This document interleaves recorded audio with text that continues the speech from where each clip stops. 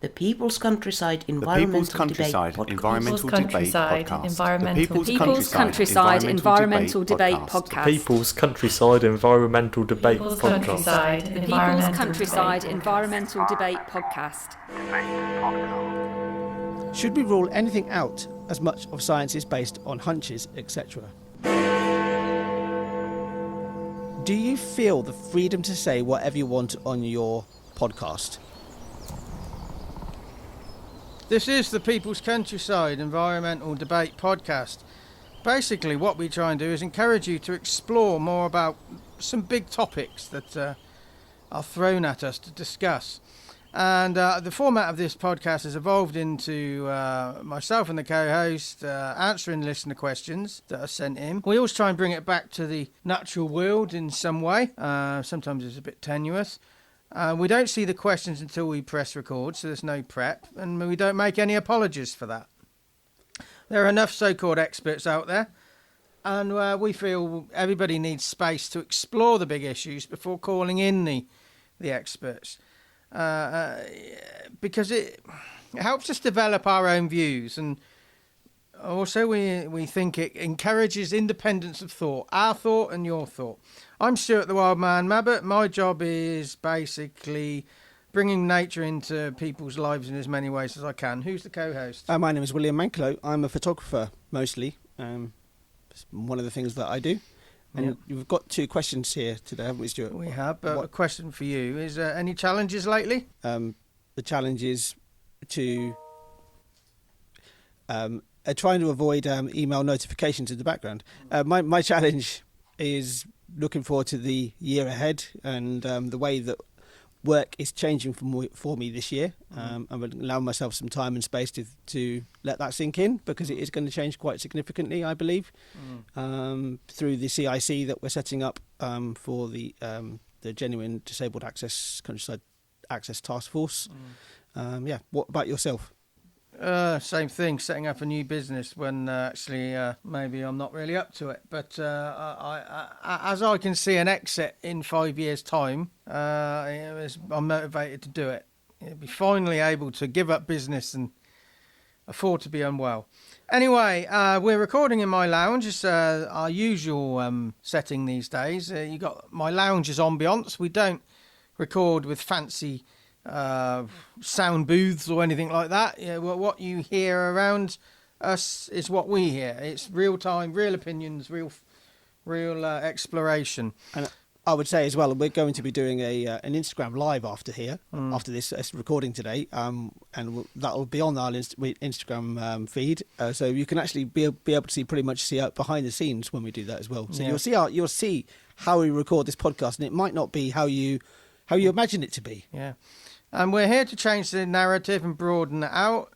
And we try and normalise the big issues by constantly talking about them. And we try and break things down into bite-sized chunks to try and deal with them. We aim to challenge beliefs, mindsets and habits. And we try and come up with actions to address what people have raised. If you want to send in a question, how can people do that, William? The best way, as always, as we say every single time, is send an email to thepeoplescountryside@gmail.com. But also, you're on social media, right? So just search for The People's Countryside if you're not already following us.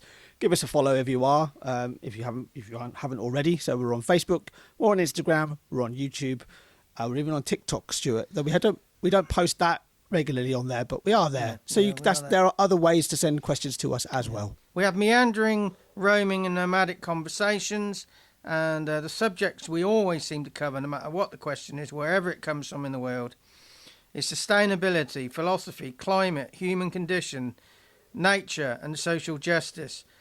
So what's the first question? The first question, and you said right at the start that this is our format, has been our format for quite some time now, Stuart. It'd been pretty much since the start of lockdown, almost, pretty much.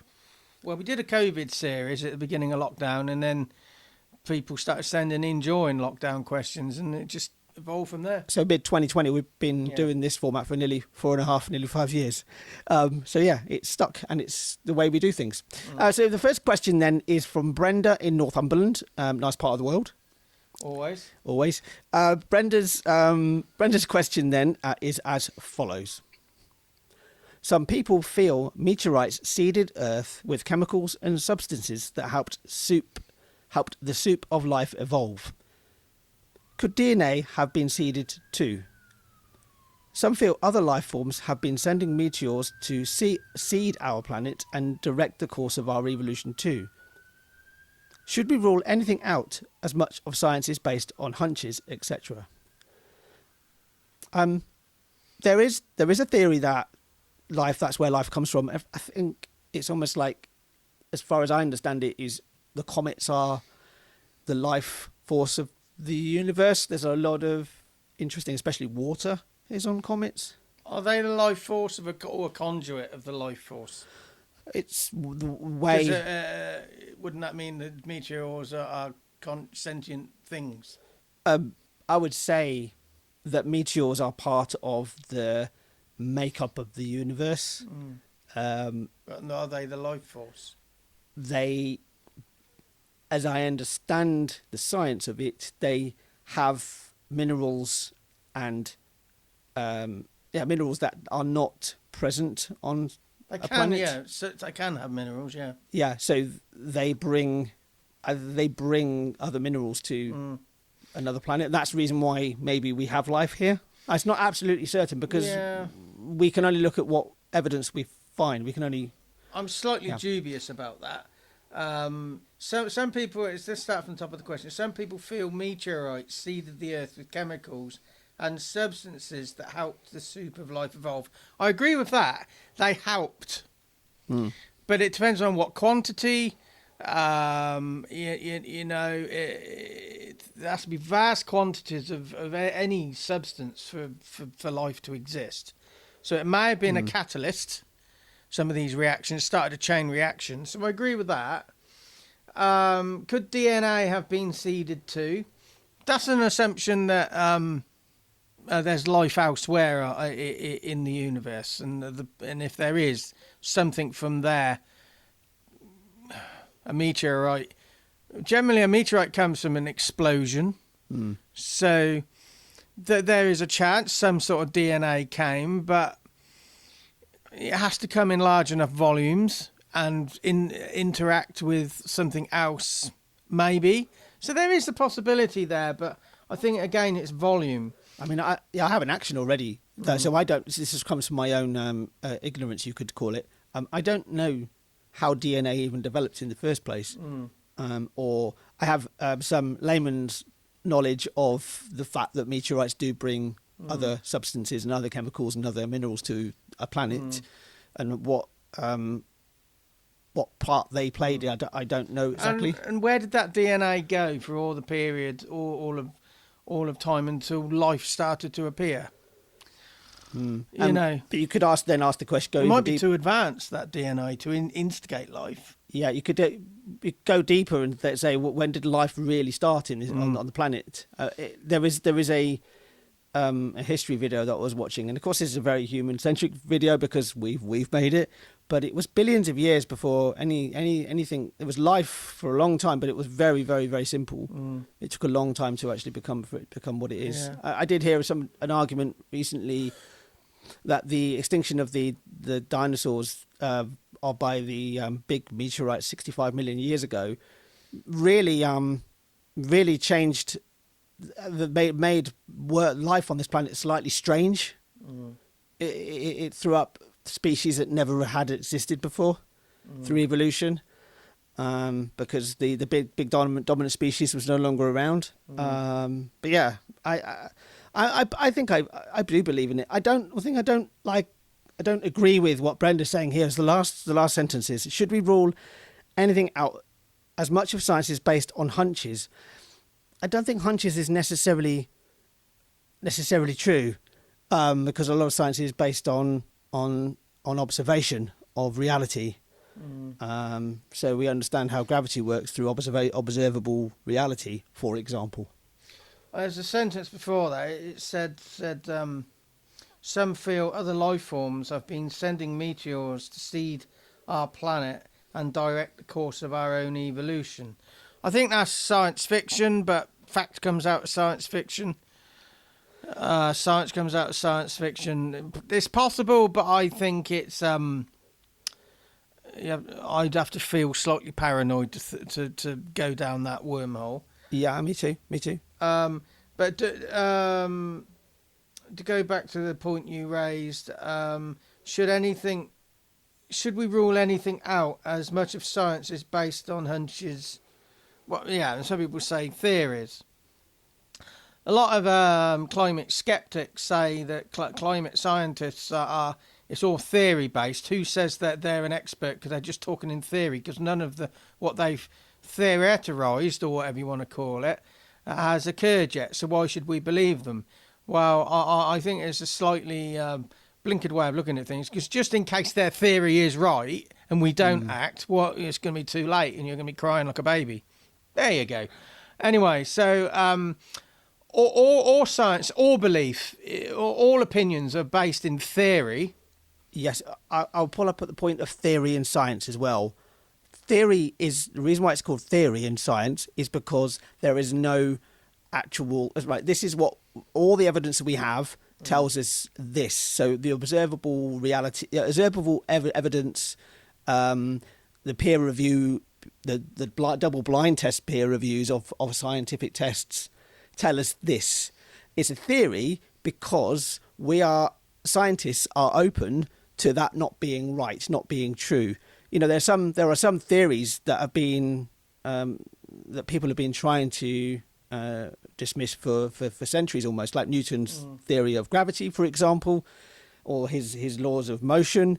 People have been trying to dispute those for years, but every single time it's just been proved over and over and over again. A scientific theory is just superseded by another theory when observable reality or observable evidence shows us that we have not been correct in our assumptions. That's why we call it a theory. It's not it's not scientists sitting in a room going, "Oh, I wonder how the galaxy formed." Well, I think it formed this way. Actually, people go out there through multidisciplines of geology, through paleontology, through every single science you can think of, and it all comes together. And that's why climate crisis, for example, isn't just one scientist saying it, or one field of science saying it. It's every field of science saying that we are having a huge impact on the environment, and we're having a huge impact on the climate. And as you say, I think it's blinkered that if you pick up blinkered if you just pick on the word, the fact they call it a theory. So what's an action? Research where DNA starts, where it started. Where it started, yeah, that'd be for me actually. Yeah, volume of influence. How many of these meteorite strikes would we need for an influence to have occurred? I mean, over the course of 4 billion years or whatever the Earth has existed, how many impact strikes? So over the course of that period, we've had a lot. But was it enough at the right time? Well, I don't think you'll get any answers, but have a look. I would say I would use the action as a starting point to maybe just pique your interest in something, because I often find when you open the door, when you just open the lid of something, you do release a really good can of worms, and you might go down that rabbit hole and find information that or learn things that you never even thought you would learn. And as I was advised a number of years ago, if you open a door and it closes in your face, open it up again, because that's what doors do. Anyway, what's the next question? So the next question is from Paula, and on the same side of the country, but a bit further south in Norfolk. Paula's question is, do you feel the freedom to say whatever you want on your podcast? I would say yes, but what about you, Stuart? I'd say we have a responsibility. We have freedom. We have more creative freedom. Which is, I was offered a job with the BBC once, and I turned it down because I thought, well, okay, I thought I could make some money out of it, but when you saw the contract, it wasn't making any money. But I thought, well, no, I can have creative freedom working outside of the BBC. People say, well, it opens doors, yeah, but they're not doors I want opening. Which goes back to the previous question. Yeah, and I feel the freedom to say what I want with some responsibility. We're always going to offend someone. Doesn't mean we're being offensive. We're just going to offend somebody. Many people say because we're not academics, then what right have we got to say to spout our opinions? But what right has an academic got to spout? Because they've only got the academic's perspective. When you have life, I've learned through life there are very few people you meet that are, because there are groups of people who are academically bright, and there are other people who are practically bright. There's only ever been a handful of people I've ever met who could do both. Yeah, sure. So you need a bit of balance and measure, which we often talk about. So yeah, we had a lot of criticism over the years of what we've said and done on this podcast. I tend to come out with stuff that I'm frustrated I don't hear people say. But sometimes you have to say, should this be said?